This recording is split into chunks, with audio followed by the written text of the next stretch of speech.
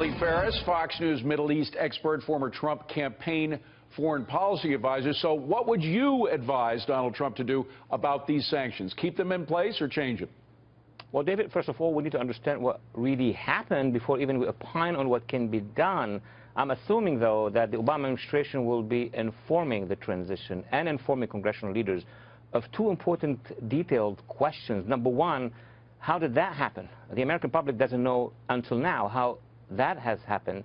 And we have now Russian diplomats being evacuated from the United States. But second, more importantly, what is the equation that allowed this breach of national security to impact millions of voters?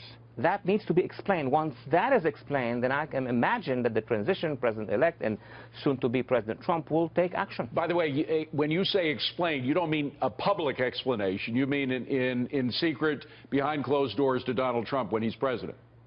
Number one question, probably because of the technicality, because it involves intelligence, yes. Number two, no, it has to be explained to the American public.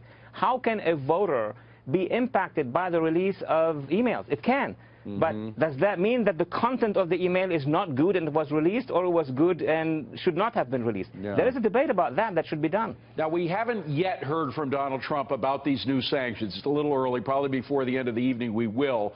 But he seems to think we should just kind of move on from all this. At least that's what he said before the sanctions were issued. Let's play what he said last night. I think we ought to get on with our lives. I think that computers have complicated lives very greatly.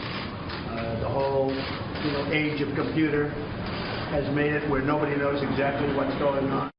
Now, by the way, Don King has nothing to do with Russian foreign policy. Just to make that clear, he happened to be standing next to Donald Trump during that announcement. But Donald Trump seemed to think, and again, this was before the sanctions were issued, that we should just move on from all this. Do you think after the sanctions now he's going to change his tune on that? What I know, what every citizen knows, is that a president-elect will wait until he is in the White House, and then he will take all appropriate actions. What President-elect would say, it's up to him, and he has been making statements, and he will continue to make statements. But, of course, he will have to be briefed by the administration. I mean, I am not inside the transition. I wouldn't know. But the administration needs to tell the transition what exactly has happened so that it would opine on this issue. Well, here's something that makes all this even more important than it should be otherwise, which is that Russia was reaching out to Donald Trump. Of course, there have been a lot of things happening to this president-elect that has never happened to other president-elects. Partly because of who he is and what time we're at, and et cetera. But Russia's foreign minister reached out to Donald Trump. He said, I'd like to hope that when Donald Trump's administration takes over, they can also join us on the efforts in terms of negotiating with Syria for peace. It's an extraordinary extension of the hand, but will it be withdrawn after these sanctions? I don't think so. Look what's happening in Syria right now. Because of the actual, evolution on the ground, the drama, the bloodshed, well, at least two of the players, that would be Russia and Turkey. Turkey is a NATO member, have concluded what seems to be a forthcoming ceasefire. Who was the absent there? The United States.